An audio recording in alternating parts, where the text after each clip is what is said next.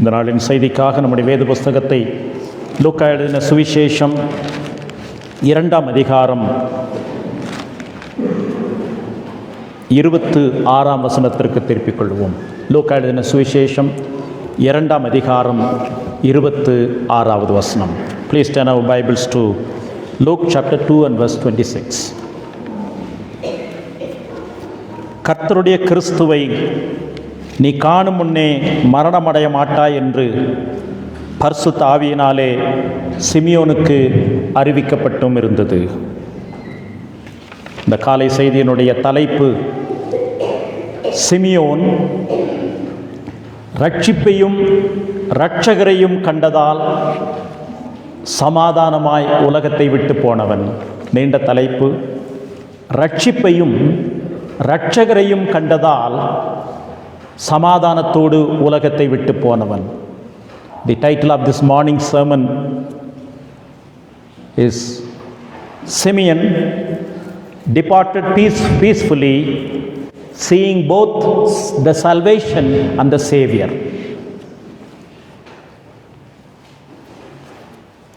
கடந்த வாரம் நாம் யூதர்கள் எப்படி ஆயிரக்கணக்கான ஆண்டுகளாக கிறிஸ்துமஸுக்காக காத்திருந்தும் தவற விட்டுவிட்டார்கள் என்பதை பார்த்தோம். தலைமுறையாக கிறிஸ்துமஸுக்காக, கிறிஸ்துவுக்காக அபிஷேகம் பண்ணப்பட்ட மேசியாவுக்காக காத்திருந்த யூதர்கள் எப்படி கிறிஸ்துமஸை தவற விட்டு விட்டார்கள் என்று நாம் கடந்த வாரத்திலே படித்தோம். அப்படி மேசியாவுக்காக காத்திருந்த இந்த ஒரு மனிதன் சிமியோன் என்பவன் எப்படி இரட்சகரை கண்டான், ரட்சிப்பையும் அவன் எப்படி கண்டான் என்பது இந்த 2021ஆம் வருஷத்தினுடைய கிறிஸ்துமஸ் செய்தி ஆகும். Last week we dealt with how Jews missed Christmas. They were anticipating for ages together, and when finally the Messiah came, they did not receive him. But this man, Simeon, received the Messiah, Christ. நாம் ஏற்கனவே கடந்த வாரத்திலே பார்த்தோம், மேசியாவுக்காக பல நூற்றாண்டுகள் பல பேர் காத்து கொண்டிருந்தார்கள். லூக்கா 2ஆம் அதிகாரம் 38வது வசனம். லூக்கா 2:38. பல ஆண்டுகளாக மேசியாவுக்காக கதை சாத்துங்க காத்து கொண்டிருந்தார்கள். லூக்கா 2:38. அவளும் அந்நேரத்தில் வந்து நின்று கர்த்தரை புகழ்ந்து எருசலேமிலே மீட்புண்டாக காத்திருந்த யாவருக்கும் அவரை குறித்து பேசினார். நிறைய யூதர்கள் தலைமுறையாக மேசியாவுக்காக காத்து கொண்டிருந்தார்கள். சிமியோனும் அதிலே ஒருவர்.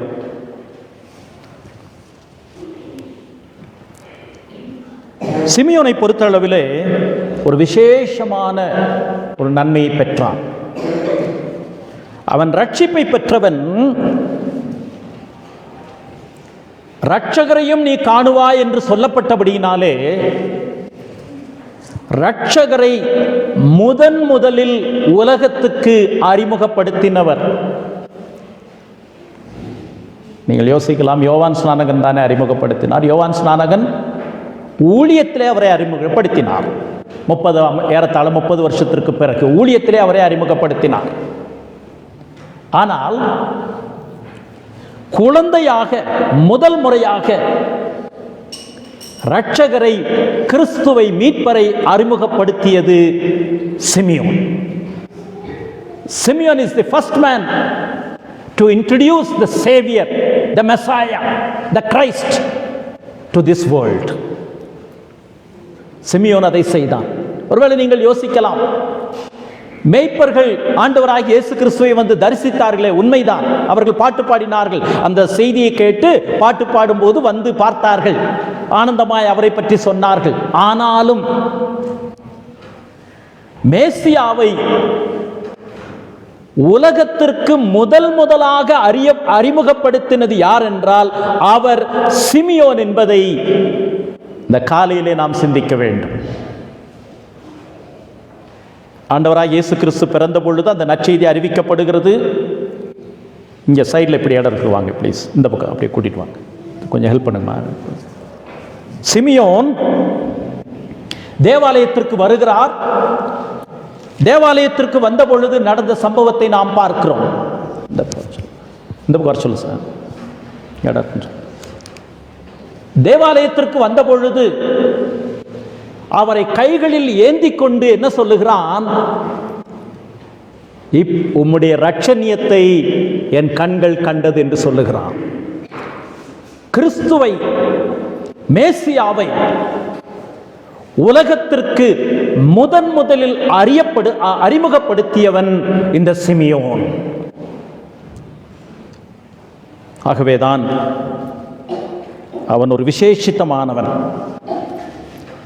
ஏனென்றால் நாம் ஏற்கனவே பார்த்தோம், பிள்ளை பிறந்து 8ஆம் நாளிலே 21ஆம் வசனத்திலிருந்து பார்க்கலாம். லூக்கா 2ஆம் அதிகாரத்திற்கு நம்முடைய வேத புத்தகத்தை திருப்பிக் கொள்ளுவோம்.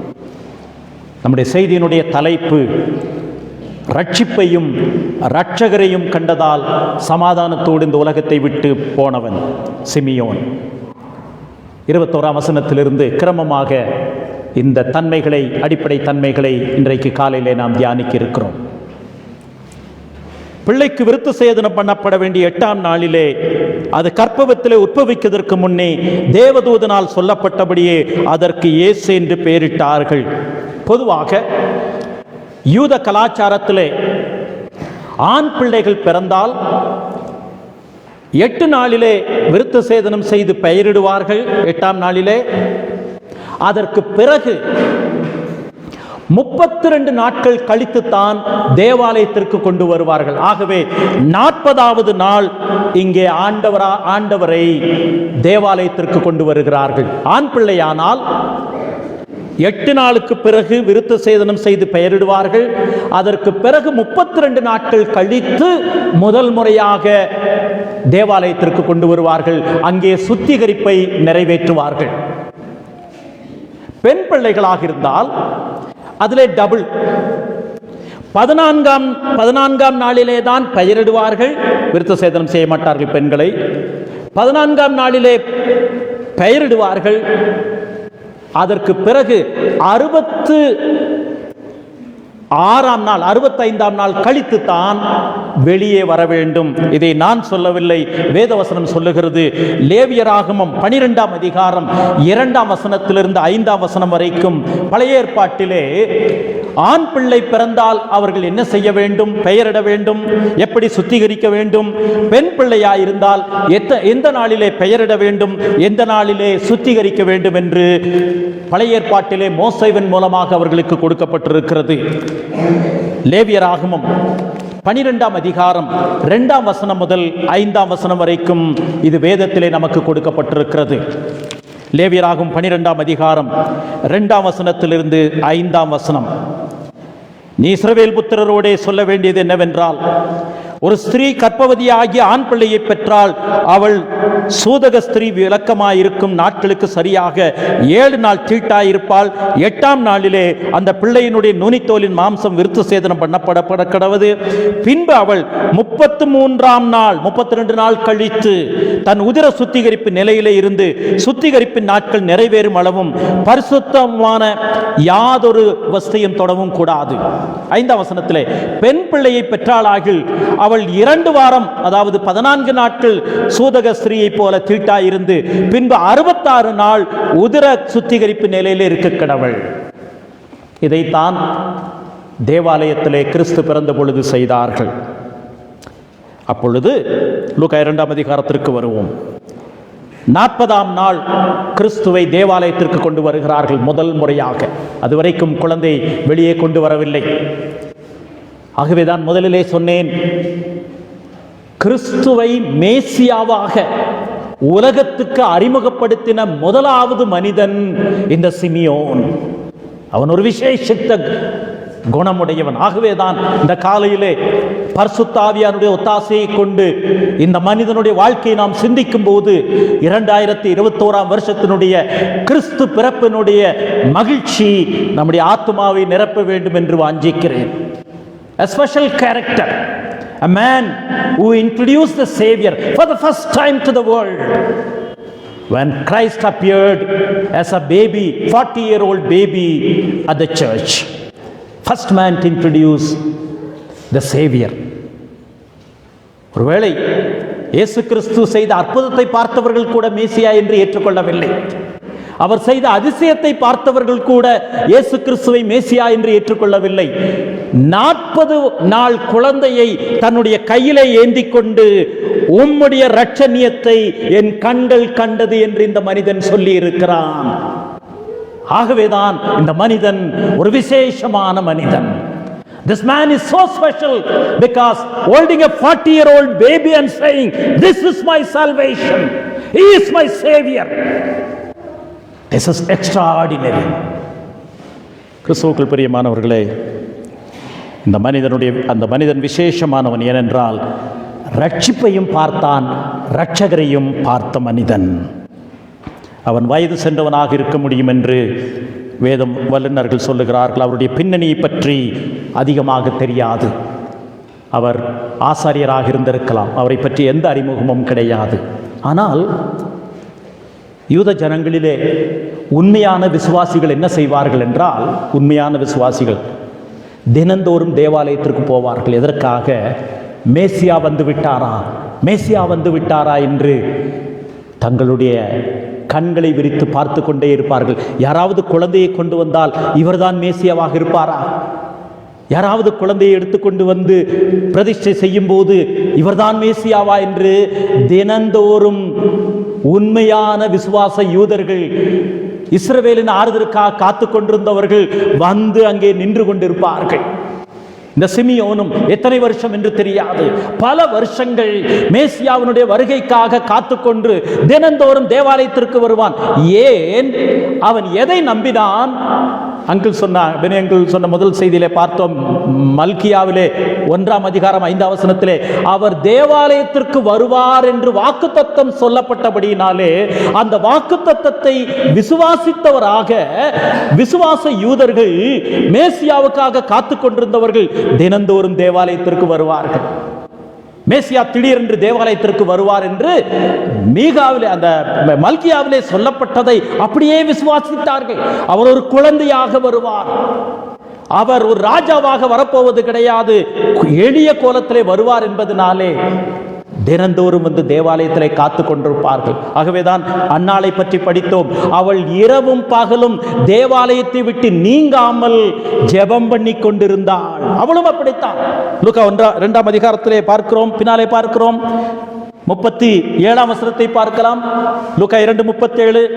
ஏறக்குறைய 84 வயதுள்ள அந்த விதவையாகிய அந்த பெண்மணி, அன்னாள் என்று சொல்லக்கூடியவள், தேவாலயத்தை விட்டு நீங்காமல் இரவும் பகலும் உபவாசித்து ஜெபம் பண்ணி ஆராதனை செய்து கொண்டிருந்தாள். இப்படியாக உண்மையான விசுவாசிகள் தேவாலயத்திலே காத்து கொண்டிருப்பார்கள். மேசியா எப்பொழுது வருவார்? அநேகர் மரித்து போய்விட்டார்கள், பார்த்து பார்த்து மரித்து போய்விட்டார்கள். ஆனால் சிமியோனுக்கு அந்த பாக்கியம் கிடைத்ததை நாம் பார்க்கிறோம். 5ஆம் வசனத்திற்கு வருவோம். அப்பொழுது சிமியோன் என்னும் பெயர் கொண்ட ஒரு மனுஷன் எருசலேமில் இருந்தான். எருசலேம் என்பது அதிகாரம் நிறைந்த ஒரு இடம், தெய்வ பக்தி இல்லாத இடம்.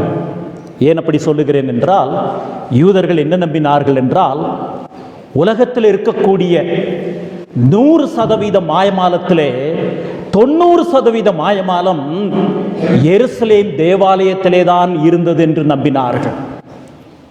உலகத்திலே 100% மாயமாலம் இருந்தால் 90% மாயமாலம் எருசலேம் தேவாலயத்தை சுற்றி இருக்கும். வணக்கம் போடுவார்கள், ஆனால் உள்ளுக்குள்ளாக பொறாமை இருக்கும். பலி செலுத்துவார்கள், ஆனால் வெளியே போன உடனே துன்மார்க்கமாய் வாழுவார்கள். ஏன்? பலி செலுத்துகிற ஆசாரியர்களே உண்மையில்லாதவர்களாக இருந்தார்கள். ஆகவேதான் யூதர்கள் 90% மாயமாலம் எருசலேம் தேவாலயத்தை சுற்றி இருந்தது. 100% எருசலேமிலே, 90% எருசலேம் தேவாலயத்திலே இருந்தது. இந்த மனிதனும் சிமியோனும் எருசலேமிலே வாழ்ந்து கொண்டிருந்தான். தினந்தோறும் தேவாலயத்திற்கு போவான். மேசியாவுக்காக அனுதினமும் காத்து கொண்டிருந்தான். அப்பொழுது நடந்த சம்பவத்தை பார்க்கிறோம். அவனை பற்றி, சிமியோனுடைய ரட்சிப்பை பற்றி வேதம் சொல்லுகிற 3 காரியங்களை பார்க்கலாம். அப்பொழுது 25ஆம் வசனத்திலே அவன் நீதி உள்ளவனாயிருந்தான். தேவனுடைய வார்த்தை ஒரு மனிதன் நீதிமான் என்று சொல்லும் போது அவன் தேவனால் நீதிமானாக்கப்படுகிறவன் என்று அர்த்தம். தன்னுடைய சொந்த நீதியை நம்புகிறவன் அல்ல, தன்னுடைய சொந்த கிரியைகளினாலே ரட்சிக்கப்படுகிறவன் அல்ல, தான் செய்கிற நற்கிரியைகளினாலே தேவனுடைய இரக்கத்தை பெறுகிறவன் அல்ல. இஸ்ரவேலர், கடந்த வாரத்திலே படித்தோம், இஸ்ரவேலர் நீதியை வெறுத்தவர்கள், கடவுளுடைய நீதியை அவமதித்தவர்கள், கடவுளுடைய நீதியை குறைத்தார்கள், தங்களுடைய நீதியை உயர்த்தினார்கள். கிட்டத்தட்ட யூதர்கள் கடவுளுக்கு இணையாக தங்களுடைய நீதியை மாற்றிக்கொண்டார்கள். கடவுளுடைய நீதியை குறைத்தார்கள், தங்களுடைய நீதி உயர்த்தினார்கள். இரண்டும் சரிசமமாகிவிட்டது. அப்படிப்பட்ட சுயநீதி நிறைந்திருந்த ஜனங்களாகிய எருசலேம் நகரத்தின் மத்தியிலே இந்த சிமியோன் என்பவன் மெய்யான இயேசு கிறிஸ்துவின் மூலமாக வருகிற தேவன் நீதிமான் என்று சொல்லுகிற அந்த அடையாளத்தை பெற்றிருந்தவன். இந்த காலையிலே, இந்த 2021ஆம் வருஷத்தினுடைய கிறிஸ்துமஸ் நாளிலே, கிறிஸ்து பிறப்பின் நாளிலே இந்த ஆலயத்திற்கு வந்திருக்கும் போது நம்முடைய நீதி தேவனிடத்திலே நம்மை நெருங்க அனுமதிக்காது.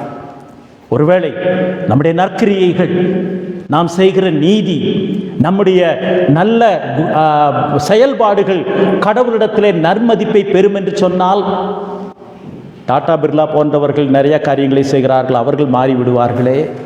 இந்த உலகத்தில் எந்த மனிதனும் எந்த மனுஷியும் தன்னுடைய நீதியினாலே, தன்னுடைய நற்கிரியைகளினாலே, தன்னுடைய பிரயத்தனங்களினாலே தேவனுடைய இரக்கத்தையும் தேவனுடைய ரட்சிப்பையும் தேவனுடைய சமாதானத்தையும் பெற முடியாது. சிமியோன் நீதியுள்ளவன் என்று சொல்லும்போது தேவனால் வந்த நீதியை பெற்றவன். எப்படி நீதியை பெற முடியும்? ஒரு வசனத்தை பார்க்கலாம். ரோமருக்கு எழுதப்பட்ட நிருபம் 5ஆம் அதிகாரம் 1 வசனத்தை பார்க்கலாம். எப்படி நீதி மனிதனுடைய வாழ்க்கையிலே வருகிறது, எப்படி நாம் நீதிமானாக்கப்படுகிறோம் என்பதை வேதம் பல இடங்களிலே சொல்லுகிறது. அதற்கு மையமாக, சாரம்சமாக ரோமர் 5ஆம் அதிகாரம் 1வது வசனம், Romans 5:1 declares emphatically how one could become righteous before God through the person of Jesus Christ. இவ்விதமாக, அதற்கு முந்தின வசனம் இவ்விதமாக என்றால் அதற்கு முந்தின வசனத்திற்கு நாம் வர வேண்டும்.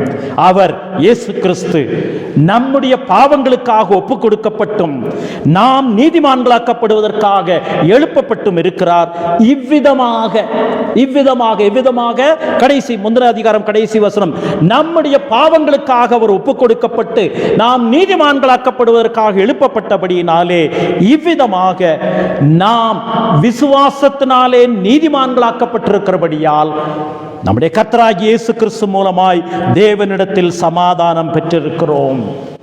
மனிதனுடைய நீதி மனிதனோடு கூட சமாதானத்தை பெற முடியாது. நம்முடைய நீதி நம்மோடு வசிக்கிறவர்களோடு கூடயே சமாதானத்தை பெற முடியாது. தேவனோடு நாம் எப்படி சமாதானம் பெற முடியும்? ஆகவே இயேசு கிறிஸ்துவின் மூலமாக மாத்திரமே தேவனோடு சமாதானம் பெறுகிற நீதியை பெறுகிறோம். இந்த நீதியைத்தான் சிமியோன் பெற்றிருந்தான். லூக்கா 2ஆம் அதிகாரத்திலே அவனுடைய முதலாவது தகுதி, அவன் நீதி உடையவன். அது கடந்த காலம். நிகழ்காலத்தில் அவன் எப்படி இருந்தான்? அடுத்த வார்த்தையை பார்க்கலாம், தேவபக்தி உள்ளவன். அந்த வார்த்தை மூல பாஷையிலே கவனமாய் நடக்கிறவன். தேவபக்தி என்று சொல்லும்போது இந்த இடத்துல கிரேக்க மொழியில் அந்த வார்த்தை கவனமாய் நடக்கிறவன், தேவனுடைய நீதியை பெற்றவன், இயேசு கிறிஸ்துவின் மூலமாக வருகிற நீதியை பெற்றவன், தன்னுடைய வாழ்க்கையை கவனமாக நடத்துகிறவன் இந்த சிமியோன். இதெல்லாம் கிறிஸ்துமஸ் செய்தி. ஜனவரி 1ஆம் தேதியிலிருந்து டிசம்பர் 24ஆம் தேதி வரையிலும் நாம் எப்படி வேண்டுமென்றாலும் வாழ்ந்துவிட்டு கிறிஸ்துமஸ் மகிழ்ச்சி என்று சொன்னால் அது போலி மகிழ்ச்சி. இந்த மனிதனை பற்றி நாம் என்ன படிக்கிறோம்? அவன் தேவபக்தி உள்ளவன். தேவபக்தி உள்ளவன் என்றால் தன்னுடைய வாழ்க்கையின் நடக்கைகளை, சிந்தனைகளை, ஈடுபாடுகளை கவனமாக வைத்திருக்கிறவன். இந்த காலையிலே இந்த கிறிஸ்துமஸ் நமக்கு ஆசீர்வாதமாக இருக்க வேண்டும் என்றால் இந்த கிறிஸ்துமஸினுடைய ஆசீர்வாதம், சமாதானம், மகிழ்ச்சி நம்மிலே தங்கி இருக்க வேண்டும் என்று சொன்னால், சிமியோனுடைய குணாதிசயத்தை நாம் கவனிக்கும் போது அவன் கிறிஸ்துவினால் வருகிற நீதியை பெற்றவனாக கடந்த காலத்திலே இருந்தான். நிகழ்காலத்திலே அவன் கவனத்தோடு, ஜாக்கிரதையோடு, உறுதியோடு, வைராக்கியத்தோடு வாழ்ந்தவன். ஏனென்றால் கிறிஸ்து பிறந்த பொழுது சாஸ்திரிகளை பற்றி நாம் படிக்கிறோம். சாஸ்திரிகள் என்ன செய்தார்கள்? ஆண்டவரை பணிய வந்தார்கள். தேவாலயத்திற்கு எருசலேம் போனார்கள். அரண்மனைக்கு போனவுடனே திசை திருப்பப்பட்டார்கள். ஆனால் அவர்கள் உறுதியுடன் பல மைல்கள் தூரம் பிரயாணப்பட்டு வந்தார்கள். கிட்டத்தட்ட அந்த நாட்களிலே அந்த பிரயாணம் என்பது ஏறத்தாழ சில வேத வல்லுநர்கள் சொல்லுகிறார்கள் 2 வருஷமாவது இருந்திருக்கும் என்று சொல்லுகிறார்கள். அந்த நட்சத்திரத்தை பார்த்த உடனே கிழக்கில் இருந்து காடு மலைகளை கடந்து, வெயில், காற்று, பனி இவைகளை கடந்து தொடர்ச்சியாக, உறுதியாக அவர்கள் கிறிஸ்துவை பணிந்து கொள்ள, கிறிஸ்துவ பாலகனாக பிறந்ததை பணிந்து கொள்ள வந்தார்கள். சிமியோன் நீதிமானாய் இருந்தான். மாத்திரமல்ல, அவன் தேவபக்தி நிறைந்தவனாய் இருந்தான். நிகழ்காலம், எதிர்காலத்தை பற்றி பார்க்கலாம். அவன் நீதியும் தேவபக்தியும் உள்ளவனாயும் இஸ்ரவேலின் ஆறுதல் வர காத்திருக்கிறவனாயும் இருந்தான். He was waiting for the consolation of Israel. பல ஆண்டுகள், கிட்டத்தட்ட அவனுக்கு வயதாகிவிட்டது. நான் ஏற்கனவே சொன்னேன், ஏற்கனவே தேவாலயத்திற்கு தினந்தோறும் போயிருப்பான்.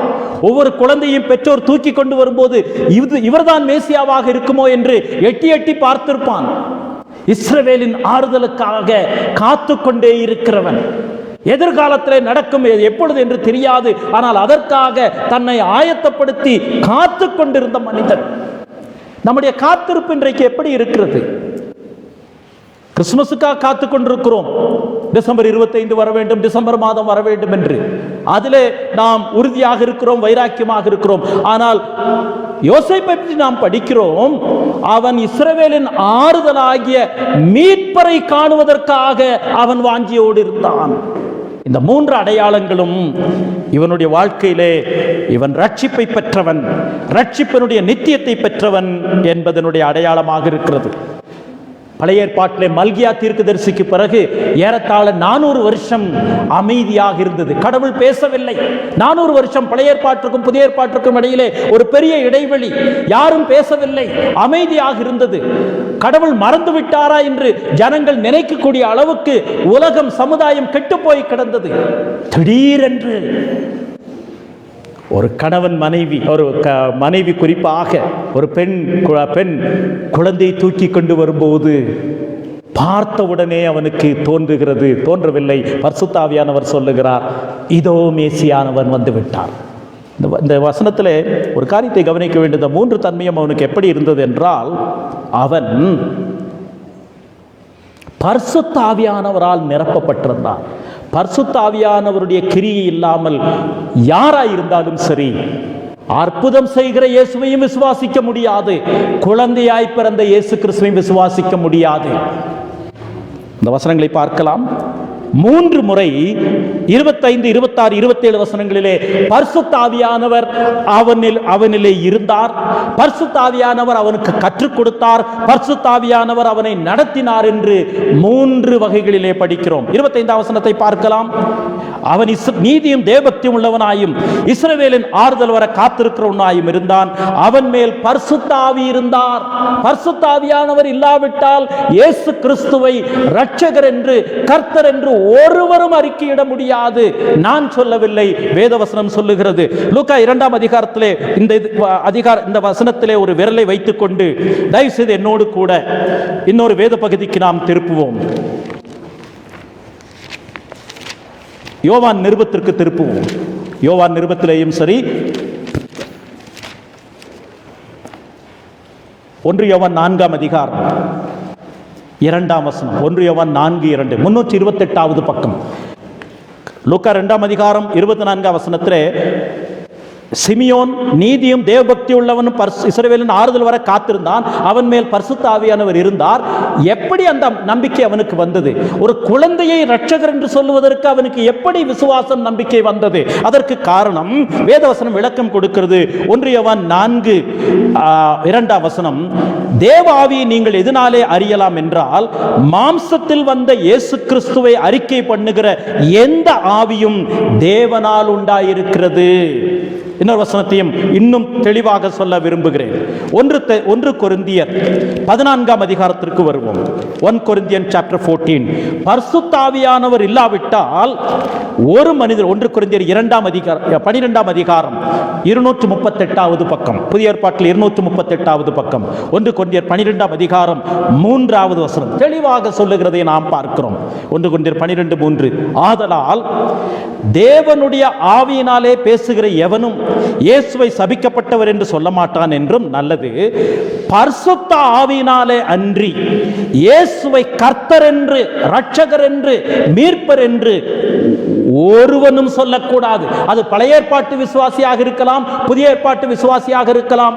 பரிசுத்த ஆவியானுடைய கிரியை அன்றி இயேசுவை கர்த்தர் என்று ஒருவனும் சொல்ல முடியாது, சொல்லக்கூடாது. வேதம் சொல்லுகிறது. இந்த காலையிலே சிமியோன் எப்படி இயேசுவை இரட்சகர் என்று அறிக்கையிடுகிறான்? பரிசுத்த ஆவியானவர் அவனுக்குள் இருந்தார்.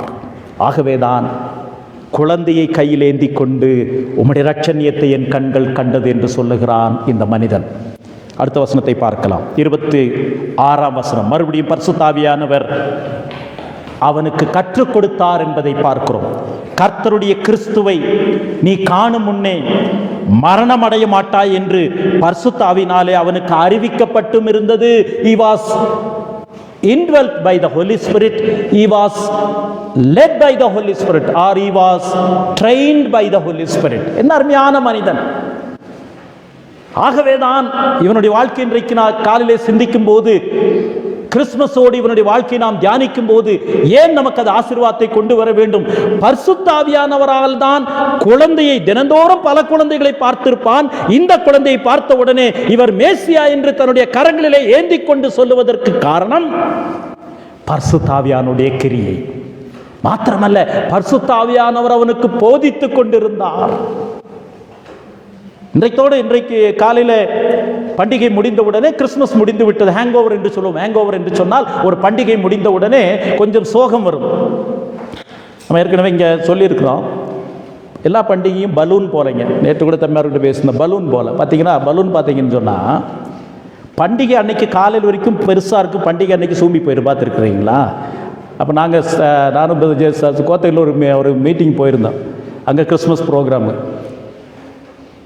பலூன் நிறைய கட்டியிருந்தாங்க. அந்த ஃபங்க்ஷன் ஆரம்பித்த உடனே பலூன் படார்னு வெடிக்க ஆரம்பிச்சிருச்சு. பலூன் கிறிஸ்துமஸ் பண்டிகைலாம் பலூன் மாதிரி தான், நைட் வரைக்கும் ரொம்ப பிரமாதமாக இருக்குது. அதனால தான் இங்கே நம்ம பலூன் கட்ட அனுமதிக்கிறதுல, பலூன் வேண்டான்னு சொல்லிடுறோம். பண்டிகை அன்னைக்கு காலையில் பாருங்கள், நீங்கள் வந்து பார்த்தீங்கன்னா 3 பலூன் ஒன்றா கட்டியிருப்பாங்க, ஒரு பலூன் சுருங்கி போயிருக்கும். பண்டிகை அவ்வளோதான். பண்டிகை இன்றைக்கு முடிந்துவிடும். பரிசுத்த ஆவியானவர் உங்களை அனுதினமும் வழி நடத்தாவிட்டால் இந்த பண்டிகை அர்த்தமற்ற பண்டிகையாக மாறிவிடும். சிமியோனுடைய வாழ்க்கையிலே பரிசுத்த ஆவியானவரை நடத்தினார், அவனுக்குள்ளாக இருந்து கற்றுக் கொடுத்தார். 3வது அவனுடைய வாழ்க்கையிலே பரிசுத்தனுடைய கிரியை பார்க்கிறோம். 27 அவன் ஆவியின் ஏவுதலினால் தேவாலயத்திற்கு வந்தான். 25 பரிசுத்த ஆவியர் அவனுக்குள் இருந்தார், பரிசுத்த ஆவியை அவனோடு இருந்தார். 26 பரிசுத்த ஆவியினாலே அவனுக்கு அறிவிக்கப்பட்டிருந்தது, அவன் பரிசுத்த ஆவியினாலே கற்றுக் கொடுக்கப்பட்டவன். 27 அவன் பரிசுத்த ஆவியானுடைய ஏவுதலினாலே தேவாலயத்திற்கு வந்தவன். ஆகவேதான் அவன் ரட்சிப்பை பெற்றவன் என்று வேதவசனம் சொல்லுகிறது.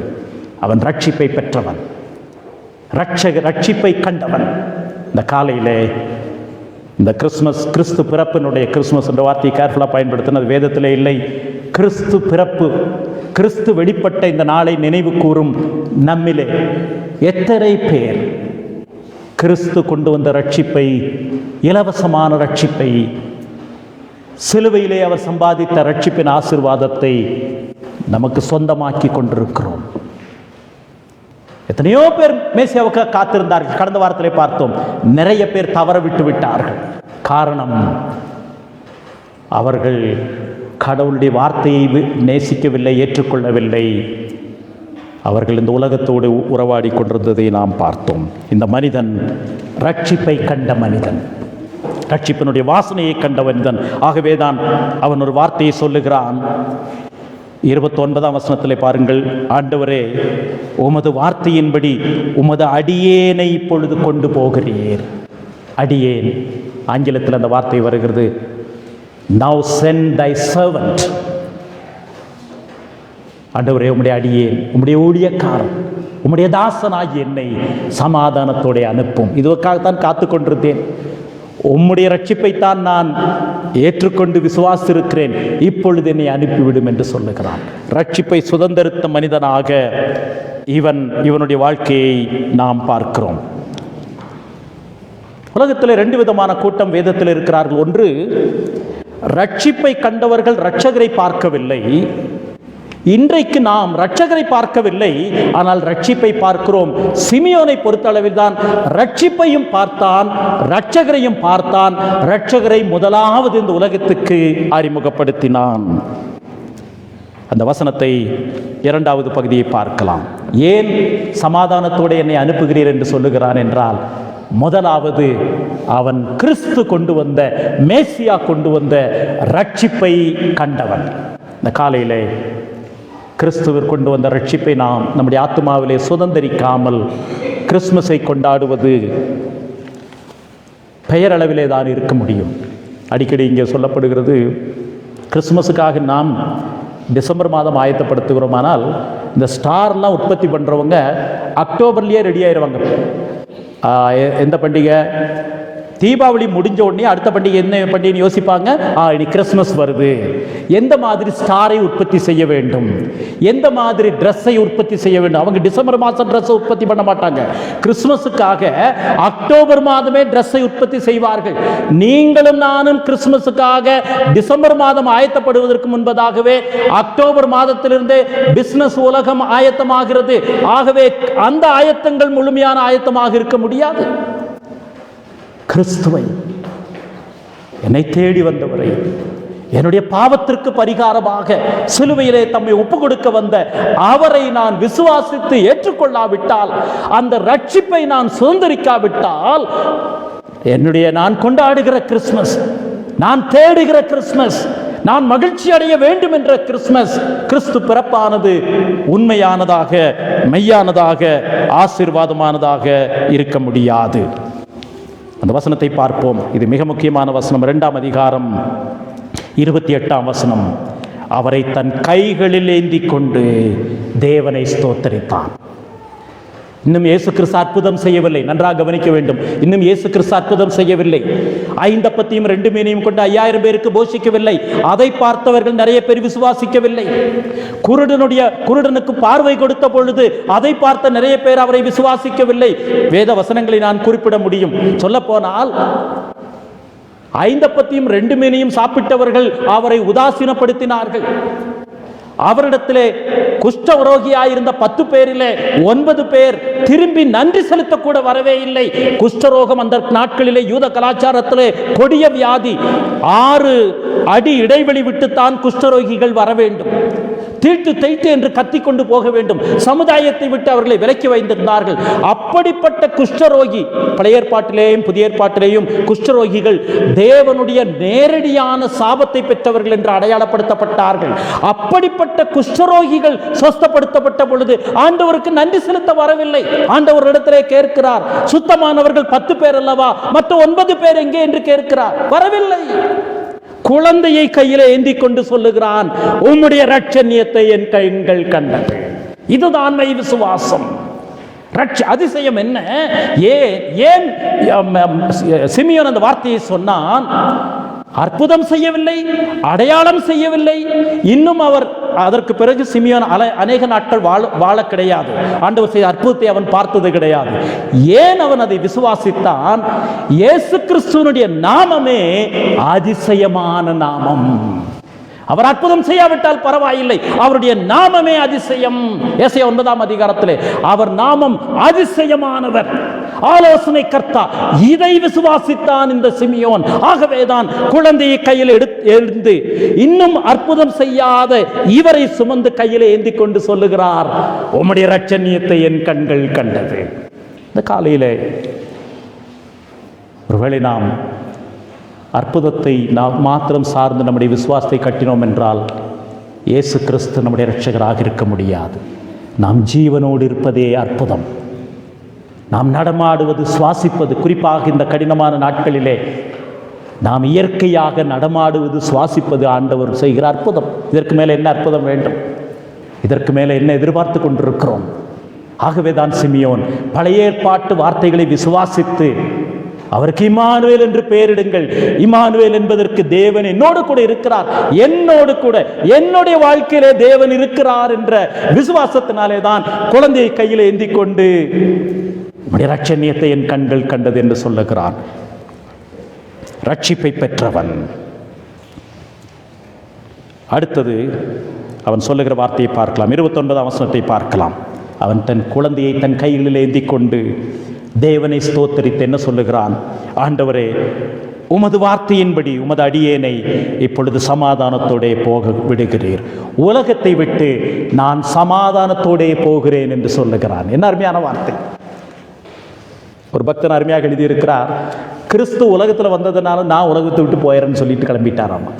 கிறிஸ்து உலகத்தில் வந்துட்டாரு, அவரை பார்த்துட்டான். ஆண்டவரே, நீர் இங்கே இரும், நான் போகிற சமாதானமாக போகிறேன் என்று கிளம்பி போய்விட்டான். எந்த உலகம்? இதுதான் இந்த செய்தியினுடைய 2வது பாகம். உலகத்தை விட்டு சமாதானத்தோட அனுப்பிவிடுகிறீர் என்று சொன்னானே, எந்த உலகம்? கிறிஸ்து வந்து பிறந்தாரே, அந்த உலகம் எந்த உலகம்? சிமியோன் நான் இந்த உலகத்தை விட்டு சமாதானத்தோட போகிறேன் என்று சொல்லுகிறான் சொன்னானே, அந்த உலகம் எந்த உலகம்? அதை நாம் பார்க்க வேண்டும். 2 குறிப்புகளை பார்த்து நம்முடைய செய்தியை நிறைவு செல்லலாம். முதலாவது, கிறிஸ்துவை உதாசீனப்படுத்தின உலகம் இந்த உலகம். வசனத்தை பார்க்கலாம். மதடியேனை பொழுது சமாதானத்தோட போக விடுகிறீர். எப்படி சமாதானத்தோட போக விடுகிறீர்? உம்முடைய இரட்சணியத்தை என் கண்கள் கண்டது. 32ஆம் வசனம். புறஜாதிகளுக்கு பிரகாசகர் ஒளியாகவும் உம்முடைய ஜனமாகிய இஸ்ரவேலுக்கு மகிமையாகவும் தேவரீர் சகல ஜனங்களுக்கு முன்பாக ஆயத்தம் பண்ணின உம்முடைய இரட்சணியத்தை என் கண்கள் கண்டது. 34ஆம் வசனம். கிறிஸ்துவை உதாசீனப்படுத்தின, கிறிஸ்துவை உதறி தள்ளின உலகம் இந்த உலகம். ஆகவேதான் சிமியோன் சொல்லுகிறான், இந்த உலகத்தை விட்டு என்னை சமாதானத்தோட போக விடுகிறீர், அனுப்பி விடுகிறீர். கிறிஸ்துவை உதாசீனப்படுத்தின உலகம். 34ஆம் வசனம்.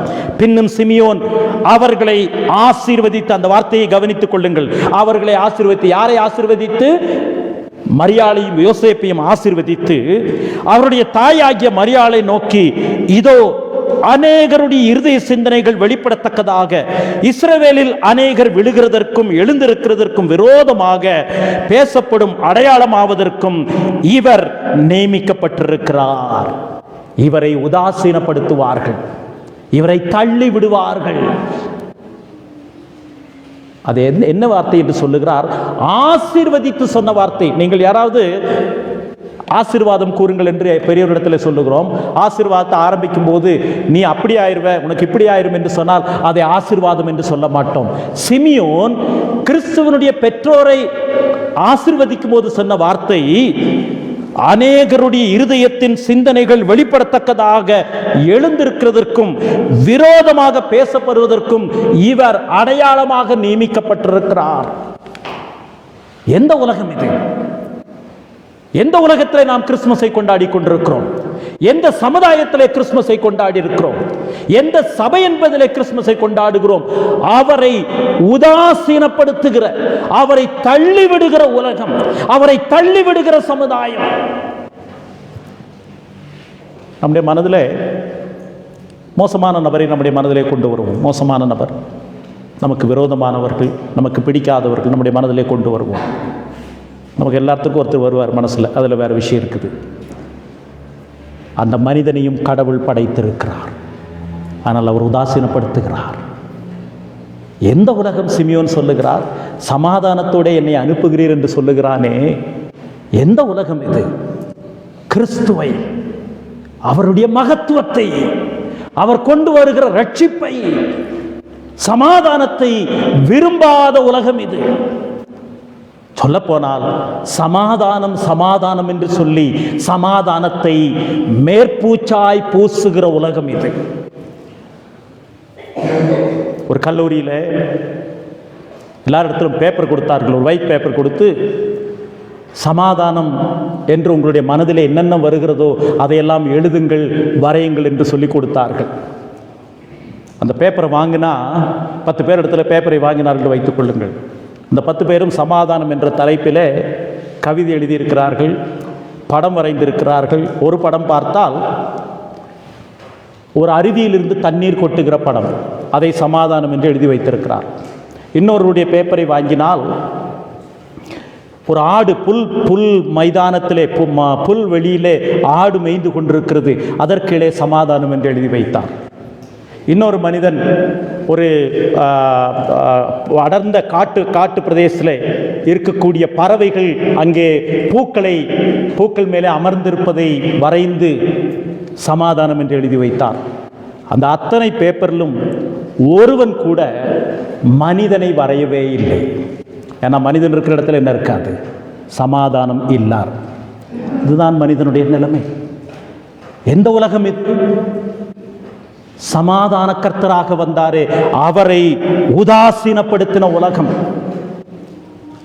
ஏசாயா 9ஆம் அதிகாரம் 6ஆம் வசனத்திற்கு வருவோம். எந்த உலகம் என்று நமக்கு வேதம் ஒரு படம் பிடித்து காண்பிக்கிறது. ஏசாயா 9ஆம் அதிகாரம் கிறிஸ்து பிறப்பதற்கு முன்பதாக ஏறத்தாழ 700 வருஷங்களுக்கு முன்பாக வாழ்ந்து தீர்க்க தரிசனம் உரைத்த ஏசாயா சொல்லுகிற வார்த்தையை கவனிப்போம். ஏசாயா 9ஆம் அதிகாரம் 6ஆம் வசனத்திலே அவர் நாமம் அதிசயமானவர். அதிசயம் என்றால் இந்த உலகத்திலே அதிசயம் கிடையாது என்பதனாலே அவர் அதிசயமானவராக வந்தார். அவர் ஆலோசனை கர்த்தர். இந்த உலகத்திலே ஆலோசனை கிடையாது, அநீதி நிறைந்திருக்கிறபடியினாலே அவர் ஆலோசனை கர்த்தராக வந்தார். இந்த உலகத்திற்கும் கிறிஸ்து வந்ததற்குமான அந்த வித்தியாசத்தை, முரண்பாட்டை பாருங்கள். அவர் நாமம் அதிசயமானவர். இந்த உலகத்திலே அதிசயம் இல்லை, ஆகவே அவர் அதிசயமானவராக வந்தார். அவர் ஆலோசனை கர்த்தா. இந்த உலகத்திலே ஆலோசனை வேண்டும், தேவைப்படுகிறது. இந்த உலகத்தினுடைய ஆலோசனைகள் அழிவுக்கேற்ற ஆலோசனைகள். ஆகவே அவர் ஆலோசனை கர்த்தராக வந்தார்.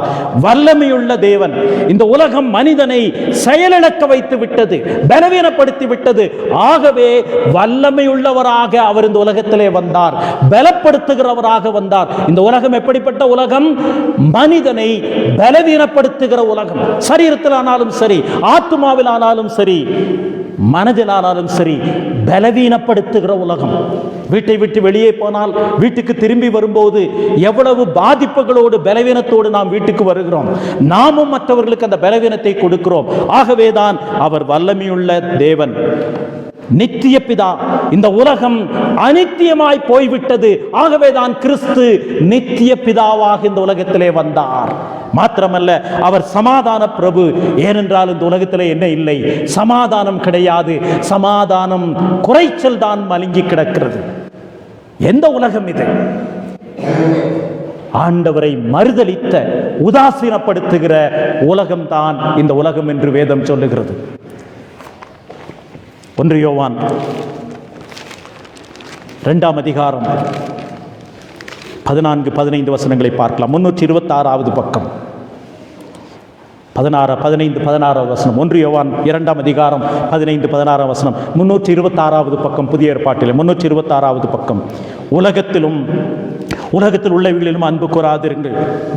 ஒருவன் உலகத்தில் அன்பு கூர்ந்தால் அவனிடத்தில் பிதாவின் அன்பில்லை. ஏனெனில் மாம்சத்தின் நிச்சயம், கண்களின் நிச்சயம், ஜீவனத்தின் பெருமையும் ஆகிய உலகத்தில் உள்ளவைகள் எல்லாம் பிதாவினால் உண்டானவைகள் அல்ல, அவைகள் உலகத்தினால் உண்டானவைகள். உலகமும் அது நிச்சயம் ஒளிந்து போகும். இந்த உலகத்திலே இயேசு கிறிஸ்து வந்தார். சிமியோன், ஆண்டவரே என்னை சமாதானத்தோடு அனுப்பிவிடுகிறீர் என்றால், இந்த அழிந்து போகிற, சீக்கிரம் மாறி போகிற இந்த உலகத்திலிருந்து என்னை சமாதானத்தோடு அனுப்புகிறீர். ஏனென்றால் உம்முடைய இரட்சணியத்தை என் கண்கள் கண்டது என்று சொல்லுகிறான். யோவான் 1ஆம் அதிகாரம் 10ஆம் வசனத்தை பார்ப்போம். தெளிவாக யோவான் சொல்லுகிறார். யோவான் 1ஆம் அதிகாரம் 10-11 வசனங்கள். புதிய ஏற்பாட்டிலே 124வது பக்கம், 124வது பக்கம். யோவான் 1:10-11 வசனம். அவர் உலகத்தில் இருந்தார், உலகம் அவர் மூலமாய் உண்டாயிற்று, உலகமோ அவரை அறியவில்லை. என்ன சோகமான வார்த்தை! உலகம் அவர் மூலமாய் உண்டாயிற்று, உலகம் அவரை அறியவில்லை. The world doesn't know him even though he created this universe. என்ன துக்ககரமான உலகம் இது! சிருஷ்டிகரை, படைத்தவரை மறந்துவிட்ட உலகம், மறுதரிக்கிற உலகம், ஏன் அவரை வேண்டாம் என்று உதறி தள்ளின உலகம். அடுத்த வசனத்தை பார்க்கிறோம், 11ஆம் வசனம்.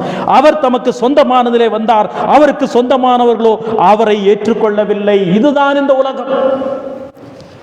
இந்த உலகத்திலே இயேசு கிறிஸ்து வந்தார். நீல் ஆம்ஸ்ட்ராங் முதல் முறையாக சந்திரமண்டலத்திலே காலடி எடுத்து வைத்தார். நீல் ஆம்ஸ்ட்ராங் தான் முதல் முறையாக 3 பேர் போனார்கள். அதில் நீல் ஆம்ஸ்ட்ராங் முதல் முறையாக சந்திரனிலே கால் எடுத்து வைத்தவர். அது ஒரு பெரிய சாதனை. இன்றைக்கு இருக்கக்கூடிய விஞ்ஞான வசதிகள் கிடையாது, கருப்பு வெள்ளை திரைப்படம் தான் இருந்தது. அவர் பூமிக்கு திரும்பின போது அவரிடத்திலே கேட்டார்கள், ஒரு ஊரிலிருந்து இன்னொரு ஊருக்கு போவது இயல்பு, ஒரு பட்டணத்திலிருந்து இன்னொரு பட்டணத்திற்கு போவது இயல்பு, ஒரு தேசத்திலிருந்து இன்னொரு தேசத்திற்கு போவது கூட இன்றைக்கு சுலபமாகிவிட்டது. நீங்களோ ஒரு கண்டத்திலிருந்து, பூமி என்கிற கண்டத்திலிருந்து சந்திரன் என்கிற அந்த கண்டத்துக்கு போனீர்களே, எவ்வளவு பெரிய அதிசயம் என்று நீல் ஆம்ஸ்ட்ராங் இடத்திலே கேட்டார்கள். அந்த கவனிங்க, ஒரு இன்ட்ரெஸ்டிங் இருக்குதுங்க. நம்ம பூமியிலிருந்து சந்திரன் எங்கே பார்க்குறோம்? மேலே பார்க்குறோம் இல்லைங்களா? அப்போ லாஜிக் படி, உண்மைப்படி சந்திரனுக்கு போனால் பூமி எங்கே பார்த்துருக்கணும்? கீழே பார்த்துருக்கணும். நீல் ஆம்ஸ்ட்ராங் சந்திரமண்டலத்துக்கு போன பூமி ஆந்தரங்கத்திலே தொங்கி கொண்டிருப்பதை பார்த்தார். அவருக்கு ஒன்றே ஒன்று தான் தெரிஞ்சுங்களா, நைட்டு வெளிச்சத்தில் சீன பெருஞ்சவர் மாத்திரம் ஒரு சிறிய ஒரு மெல்லிய கோடு மாத்திரம் தெரிந்ததான். நீல் ஆம்ஸ்ட்ராங் இடத்திலே கேட்டார்கள், ஒரு யுகத்திலிருந்து, ஒரு கண்டத்திலிருந்து இன்னொரு கண்டத்திற்கு போனீர்களே, அது ஒரு பெரிய அதிசயம் என்று கேட்டபொழுது நீல் ஆம்ஸ்ட்ராங் சொன்னார், இது அதிசயம் அல்ல. ஏனென்றால் அதற்கு 3 காரணங்கள் சொன்னார். ஒன்று, நான் ஒரு கண்டத்திலிருந்து இன்னொரு கண்டத்திற்கு போனதற்கு பல விஞ்ஞானிகள் உழைத்திருக்கிறார்கள், பல டெக்னீஷியன்ஸ் உழைத்திருக்கிறார்கள், பலர் பணம் கொடுத்திருக்கிறார்கள், அரசாங்கம் பணம் கொடுத்திருக்கிறது. ஆகவே இவ்வளவு பேருடைய முயற்சியும் சேர்ந்துதான் நான் இன்னொரு கண்டத்துக்கு போனேன். நானும் இன்னும் 2 பேரும் போனோம். மாத்திரமல்ல, நான் முதலிலே கால் எடுத்து வைத்தது உண்மைதான். எனக்கு பிறகு சந்திரமண்டலத்திற்கு மாத்திரமல்ல, வேறு விண்கலத்திற்கு, வேறு கோளங்களுக்கு கூட மற்றவர்கள் செல்ல வாய்ப்பு உண்டு. இதை ஒரு வாய்ப்பாக பயன்படுத்தி செய்வார்கள். ஆனால் இந்த மண்ணையும் விண்ணையும் அண்ட சராசரங்களையும் படைத்த தேவன் பரிசுத்த தூதர்கள் மத்தியிலே இடைவிடாமல் ஆராதிக்கப்படுகிற அந்த மகிமையான ஸ்தானத்தை விட்டு, அதில் இன்னொரு வார்த்தையும் அவர் சொன்னார். பொதுவாக அழுக்கு நிறைந்த இடத்திலிருந்து சுத்தமான இடத்திற்கு போவது நாம் யாரும் விரும்புவோம். பூமி அழுக்காயிடுச்சு, சந்திரன் இன்னும் அழுக்குப்படவில்லை. அழுக்கு நிறைந்த பகுதியிலிருந்து இன்னும் அசுத்தமாகாத அந்த இடத்திற்கு போவது சுலபம். நான் அதற்கு போனேன். ஆனால் இந்த அண்ட சராசரங்களையும் படைத்த தேவன் மகிமையிலிருந்து புழுதிக்கு இறங்கி வந்தது அதிசயம். அவர் தாமாக விருப்பப்பட்டு வந்தது அதிசயம். இனி வேறு யாரும் வர வேண்டியதில்லை, ஒரே இரட்சகராக நித்தியமாக வந்தாரே, இதுதான் அதிசயத்திலும் அதிசயம் என்று சொன்னார் நீல் ஆம்ஸ்ட்ராங். கிறிஸ்துவுக்குள் பிரியமானவர்களே, இது என்ன உலகம்? இது ஆண்டவரை உதாசீனப்படுத்துகிற உலகம். ஆண்டவராகிய இயேசு கிறிஸ்து சொன்னார், அவருடைய வார்த்தையை கவனிப்போம். யோவான் எழுதின சுவிசேஷம் 15ஆம் அதிகாரம் 18ஆம் வசனத்தை பார்க்கலாம். யோவான் 15:18. என்ன உலகம் இது? ஜான் 15:18. புதிய ஏற்பாட்டில் 151ஆம் பக்கம் 18-19 வசனம். யோவான் 15:18-19 வசனங்கள். உலகம் உங்களை பகைத்தால் அது உங்களை பகைக்கிறதற்கு முன்னே என்னை பகைத்ததென்று அறியுங்கள். உங்களை பகைப்பதற்கு முன்பதாக என்னை பகைத்தது. நான் யார்? இந்த உலகத்தை படைத்த என்னையே இந்த உலகம் பகைத்தது என்றால் அடுத்த வசனத்திலே பாருங்கள், நீங்கள் உலகத்தாராய் இருந்தால் உலகம் தன்னுடையதனை சிநேகிக்கும். நீங்கள் உலகத்தாராய் இராதபடியினாலும் நான் உங்களை உலகத்திலிருந்து தெரிந்து கொண்டபடியினாலும் உலகம் உங்களை பகைக்கிறது. வேதவசனம் அருமையாக சொல்லுகிறது, நாம் உலகத்திலே வசிக்கிறோம், நாம் உலகத்திற்குரியவர்கள் அல்ல. சிமியோன் அதைத்தான் சொல்லுகிறார். சமாதானத்தோடு என்னை அனுப்பிவிடுகிறேன். நான் உலகத்திலே இருந்தேன், நான் உலகத்தானாய் இருக்கவில்லை. ஆகவேதான் உம்முடைய இரட்சணியத்தை என் கண்கள் கண்டபோது நான் அவ்வளவு மகிழ்ச்சி அடைந்தேன். இவருக்காகத்தானே காத்துக் கொண்டிருந்தேன். இந்த உலகத்திலே வாழ்வதற்கு ஆண்டவர் அனுமதித்த காலத்திலே நான் மகிழ்ச்சியாக இருந்தேன். அந்த மகிழ்ச்சியினுடைய உச்சத்தை நான் பார்த்து விட்டேன். தண்ணிக்குள்ளாக கப்பல் இருக்க வேண்டும், கப்பலுக்குள்ளாக தண்ணீர் வந்து விட முடியாது. கப்பலை நீங்கள் தரையில் வச்சிங்கன்னா அது கப்பல் கிடையாதுங்க, வேற ஏதோ ஒரு வார்த்தை சொல்லிக்கலாம். கப்பல் என்றால் எங்கே தான் இருக்க வேண்டும்? தண்ணீருக்குள்ளே தான் இருக்க வேண்டும், பிரயாணப்பட வேண்டும். ஆனால் கப்பலுக்குள் தண்ணீர் வருவது ஆபத்து. உலகத்திற்குள் நாம் வைக்கப்பட்டிருக்கிறோம், எவ்வளவு காலம் என்று தெரியாது. நாம் உலகம் நமக்குள்ளாக வந்துவிட அனுமதிக்கக்கூடாது. அதைத்தான் சிமியோன் சொல்லுகிறார், என்னை சமாதானத்தோடே அனுப்பிவிடுகிறீர். இரண்டாவது, கடைசியாக லூக்கா 2ஆம் அதிகாரத்தில் எந்த உலகம் இது? கிறிஸ்துவை பகைத்த உலகம். இரண்டாவது, நாம் விலகி நிற்க வேண்டிய உலகம் இது. லூக்கா எழுதின சுவிசேஷம் 2ஆம் அதிகாரத்திலே சிமியோனுடைய வார்த்தையிலே நாம் பார்க்கிறோம். 35ஆம் வசனத்தை பார்க்கலாம். உன் ஆத்துமாவையும் ஒரு பட்டயம் உருவி போகும் என்றாள். மரியாளை பார்த்து சொல்லுகிறாள், உன் ஆத்துமாவை ஒரு பட்டயம் உருவி போகும். இப்பொழுது தயவு செய்து ஒரு வசனத்தை சேர்த்து படிக்கலாம். இந்த மரியாளிடத்தில் சொல்லப்பட்ட வார்த்தை இது. உன் ஆத்துமாவை ஒரு பட்டயம் உருவும் என்று சொன்னார்.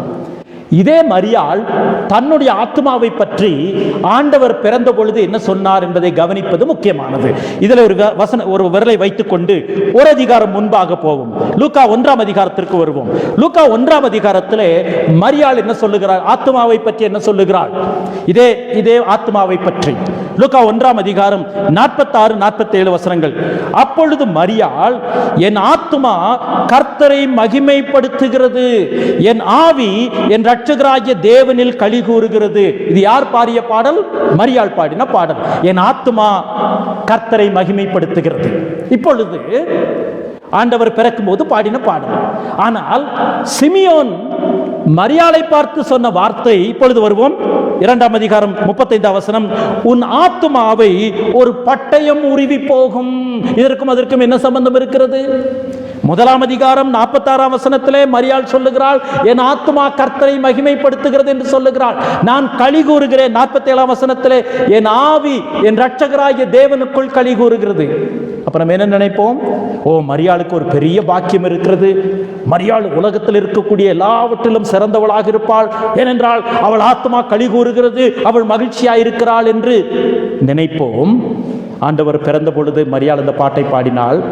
40 நாள், ஆண்டவர் பிறந்து 40 நாள் கழித்து சிமியோன் சொல்லுகிறார், அதே ஆத்மாவை மரியாள், என் ஆத்மா கர்த்தரை மேன்மை பாராட்டுகிறது, என் ஆவி கர்த்தருக்குள் களிகூறுது என்று சொன்னாலே அந்த ஆத்மாவை பற்றி சிமியோன் சொல்லுகிறார், உன் ஆத்மாவை ஒரு பட்டயம் ஊடுருவி போகும். இன்னொரு காரியத்தையும் கவனிக்க வேண்டும். 34ஆம் வசனத்தை பாருங்கள். லூக்கா 2:34.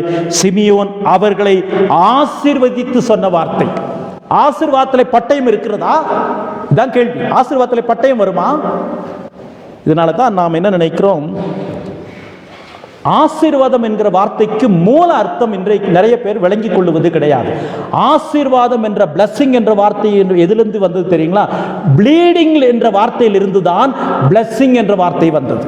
நன்றா புரிந்து கொள். ப்ளீடிங் என்னங்க? ரத்தத்தில் இருந்துதான் ஆசீர்வாதம் வந்தது. ப்ளீடிங் இருந்தா பிளஸிங் என்கிற வார்த்தை வந்துச்சு. இன்றைக்கு பிளஸிங் என்று சொன்னால், ஆசீர்வாதம் என்று சொன்னால், நான் நினைக்கிறது, நான் நினைக்கிறபடி, நான் நினைக்கிற நேரத்திலே வர வேண்டும், அதுதான் ஆசீர்வாதம் என்று மனிதன் நம்பிக்கொண்டிருக்கிறான். கிறிஸ்து பிறப்பினுடைய மேன்மை என்ன? மரியாளை பார்த்து சிமியோன் சொல்லுகிறார், உன் ஆத்மாவை ஒரு பட்டயம் ஊடுருவும். அந்த பட்டயம் சிலுவையிலே வெளிப்பட்டது. சிலுவையிலே அவர் மரித்து முதலாவது வார்த்தை என்ன சொன்னார்? பிதாவே இவர்களுக்கு மன்னியும், தாங்கள் செய்கிறது என்னதென்று அறியாதிருக்கிறார்களே. Through blood comes blessings. ஜீவன், ஆசீர்வாதம். ஏன்னா ரத்தத்தில் தான் என்ன இருக்குதுங்க? ஜீவன் இருக்குது. ஆக்சுவலாக மூல பாஷையில் பாருங்க, ஆசீர்வாதங்கிற வார்த்தைக்கு மூல பாஷையில் அர்த்தம் இன்னொரு உலகத்திலே வாழுகிறவன் என்று அர்த்தம். புரிஞ்சுட்டீங்களா? ஆசீர்வதிக்கப்பட்டவன் என்று சொன்னால் இன்னொரு உலகத்திலே வாழுகிறவன். அப்போ உண்மையை ஆசீர்வதிக்கப்பட்டவங்க யாரும் தெரியுங்களா? நம்ம வழியில் யாராவது பார்க்கும்போது வேறொரு உலகத்தை நடக்கிறான் தெரியுங்களா, அவன் தான் ஆசீர்வதிக்கப்பட்டவன். இந்த உலகத்தினுடைய கவலை ஒன்றுமே அவனுக்கு கிடையாதுங்க. இந்த உலகத்தில் நடக்கிற நிகழ்ச்சியை பற்றி அவன் என்ன செய்யல, அக்கறைப்படுறது இல்லையே போல இருக்குது. அந்த அர்த்தம் அல்ல. இன்னொரு உலகத்தோடு, இன்னொரு உலகத்திலே வாழுகிறவர்கள் தான் ஆசீர்வதிக்கப்பட்டவர்கள். பிரச்சனையிலிருந்து, போராட்டத்திலிருந்து அதை வித்தியாசமாக அணுகிறவர்கள் தான் ஆசீர்வதிக்கப்பட்டவர்கள். போராட்டம் இல்லாதவன் ஆசீர்வதிக்கப்பட்டவன் அல்ல. போராட்டத்தின் மத்தியிலே, உபத்திரவத்தின் மத்தியிலே இன்னொரு உலகத்தினுடைய நிலைமையிலே வாழுகிறவர்கள் தான் ஆசீர்வதிக்கப்பட்டவர்கள். இயேசு கிறிஸ்து மாத்திரம் அதை கொடுக்க முடியும். உலகத்திலே உங்களுக்கு உபத்திரவம் உண்டு, ஆனாலும் திடன் கொள்ளுங்கள், நான் உலகத்தை ஜெயித்தேன். யார் சொன்ன வார்த்தை? கர்த்தராகிய இயேசு கிறிஸ்து சொன்ன வார்த்தை. ஆகவேதான் கிறிஸ்து பிறந்த பொழுது சொன்ன வார்த்தை, உன்னதத்தில் இருக்கிற தேவனுக்கு மகிமை, பூமியிலே சமாதானம், மனுஷர் மேல் பிரியம் உண்டாவதாக. சிமியோன் சொல்லுகிறார், என்னை சமாதானத்தோடு அனுப்பிவிடுகிறீர். சிமியோன் ரட்சிப்பை பெற்றவன், முதல் வருகையினுடைய ஆசீர்வாதத்தை பெற்றவன். சமாதானத்தோடு போக விடுகிறீர் என்று சொன்னான். இரண்டாம் வருகையினுடைய ஆசீர்வாதத்தை பெற்றவன், ரட்சிப்பையும் பார்த்தவன், இரட்சகரையும் பார்த்தவன். நாம் 2021 வருஷத்தில் இந்த கிறிஸ்து பிறப்பினுடைய நாளிலே அவரை ஆராதிக்க வந்திருக்கும் போது, கிறிஸ்து கொண்டு வந்த சிலுவையிலே சம்பாதித்த மெய்யான ரட்சிப்பை பெற்றவர்களாக முதல் வருகையோடு இரண்டாம் வருகை இணைத்துத்தான் நாம் கொண்டாட வேண்டும். முதல் வருகை நீண்டு கொண்டே போகிறது. ஒவ்வொரு வருஷமும் முதல் வருகை இப்படி போகிறது, இரண்டாம் வருகை இப்படி வருகிறது. முதல் வருகையை இரண்டாம் வருகையோடு இணைக்காவிட்டால் நாம் உண்மையான கிறிஸ்து பிறப்பை கொண்டாடுகிறவர்கள் அல்ல. இந்த உலகத்தை மறுதலிப்பதற்கு, இந்த உலகத்தை தள்ளிவிடுவதற்கு கிறிஸ்து பிறப்பு நமக்கு அறைகோவல் விடுக்கிறது. இந்த உலகத்தை தள்ளிவிடுவது என்றால் வனவாசம் போவது கிடையாது. இயேசு கிறிஸ்துவை விசுவாசிப்பதன் மூலமாக புதிய சிருஷ்டிகளாக, ஒருவன் கிறிஸ்துவுக்குள் இருந்தால் புது சிருஷ்டியாய் இருக்கிறான், பழையவைகள் ஒளிந்து போயின, எல்லாம் புதிதாயின. அப்படிப்பட்ட புதிய ஜீவனோடு, புதிய நம்பிக்கையோடு, புதிய ஆத்ம சிந்தையோடு இந்த உலகத்திலே நாம் நடமாடும் போது கிறிஸ்துவினுடைய முதல் வருகையினுடைய ஆசீர்வாதத்தை பெற்றவர்கள், ரட்சிப்பை பெற்றவர்கள் மாத்திரமல்ல, அவருடைய இரண்டாம் வருகையிலே இரட்சகரையும் நாம் காணப்போகிறோம். அவர் ஆயத்தம் பண்ணி இருக்கிற நித்தியமான ராஜ்யத்திலே சேர்க்கப்பட போகிறோம். இந்த நம்பிக்கையோடு தான் சிமியோன் சொன்னான், ஆண்டவரே, எஜமானரே, உம்முடைய இரட்சணியத்தை என் கண்கள் கண்டது. உம்முடைய அடியானை, உம்முடைய தாசனை, உம்முடைய மகனை சமாதானத்தோடு இப்பொழுது போக விடுகிறீர். நான் சீக்கிரமாய் உம்முடைய ராஜ்யத்திலே சேர்க்கப்பட போகிறேன். இந்த நிச்சயத்தையும் இந்த விசுவாசத்தையும் நாம் பெறும்போது மாத்திரமே இந்த கிறிஸ்மஸ் வருகிற ஆண்டவர் எத்தனை கிறிஸ்மஸ் அனுமதிப்பார் என்று தெரியாது. இந்த கிறிஸ்மஸ் காலம் அதற்கு மேலாக இந்த மகிழ்ச்சிக்கினுடைய நிரந்தரமான மகிழ்ச்சியிலே, இந்த சமாதானத்தினுடைய நிரந்தரமான சமாதானத்திலே கர்த்தர் நம்மை சேர்த்து கொண்டு நாம் நித்தியமாக ஆட்டுக்குட்டியானவரை வெளிப்படுத்துகிற விஷயத்திலே படிக்கிறோம். ஆட்டுக்குட்டியானவருடைய சிங்காசனத்திற்கு முன்பாக நின்று அவரை இரவும் பகலும் இடைவிடாமல் ஆராதிக்கக்கூடிய சாக்கியத்தை பெறப்போகிறோம். இந்த கிருபையிலே, இந்த ஆசீர்வாதத்திலே இந்த நாளில் விசேஷமாக தேவன் நம்மை வழிநடத்தி ஆசீர்வதிப்பாராக.